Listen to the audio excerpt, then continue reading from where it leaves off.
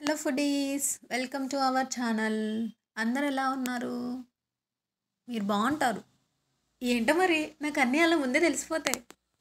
నాకు ఇక్కడ నా హెల్త్తో పాటు నా ప్రేక్షకుల హెల్త్ కూడా బాగుండాలనేది నా మెయిన్ మోటివ్. అర్థమైందా? సో నేను ఇక్కడైతే పాలకూర చేసుకున్నాను, పాలకూర ఫ్రై. యాక్చువల్లీ నేను బిఫోర్ తోటకూర మాత్రమే తినేదాన్ని. కానీ ఒకసారి పాలకూర తీసుకొచ్చి నా స్వహస్తాలతో వండిన తర్వాత దాని టేస్ట్ వరెవ్వా అనిపించింది. సో అప్పటి నుంచి తోటకూర కొంచెం బాడీకి వేడి కూడా కంపేర్ టు పాలకూరతో పోలిస్తే. సో పాలకూరనే వండుతాను. అది కూడా ఆకుకూరలు అంటే మనకి చాలా త్వరగా కుక్ అవుతాయండి, వెంటనే ఎక్కువ టైం ఏం పట్టదు. గట్టిగా మనకి ఒక 20 మినిట్స్లో కర్రీ కూడా అయిపోతుంది. కాకపోతే దాన్ని నీట్గా వాష్ చేసుకోవాలి, ఇసుక లేకుండా నీట్గా కడిగేసి వాటర్లో. సో చాలా సింపుల్గా నా స్టైల్లో చేశాను. నిజంగా టేస్ట్ అయితే లిటరలీ వేరే లెవెల్ అండి. తప్పకుండా ట్రై చేయండి. ఎవరైనా నమ్మకపోతే మా ఇంటికి రండి, నేను వండి పెడతాను, తిని అప్పుడు మీరే చెప్తారనమాట. సో ఇక్కడైతే నేను ఒక 3 కట్టలు పాలకూర తీసుకున్నాను. నీట్గా కట్ చేసి వాటర్లో వాష్ చేసి పక్కన పెట్టేశాను. సో కొంచెం ఆయిల్ హీట్ చేసుకొని 2 టేబుల్స్ ఆయిల్ తీసుకొని ఆయిల్ కొంచెం హీట్ అయిన తర్వాత కొంచెం 1 స్పూన్ ఆవాలు, 1 స్పూన్ జీలకర్ర వేసుకొని ఒక 4-5 వెల్లుల్లి దంచేసి వేసాను.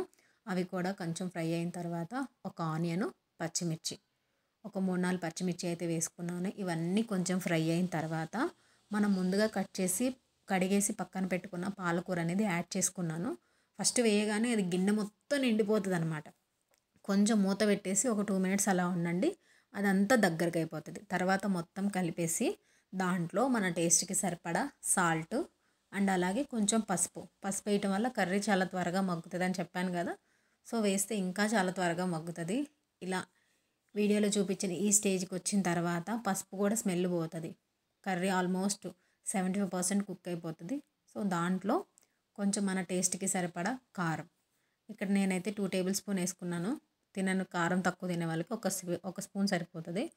వేసుకొని కొంచెం మగ్గిన తర్వాత కర్రీ నుంచి ఆయిల్ సపరేట్ అయ్యే స్టేజ్లో కొంచెం కొత్తిమీర జల్లుకొని ఫైనల్గా ఒక 2 మినిట్స్ కుక్ చేసుకుంటే అంతేనండి.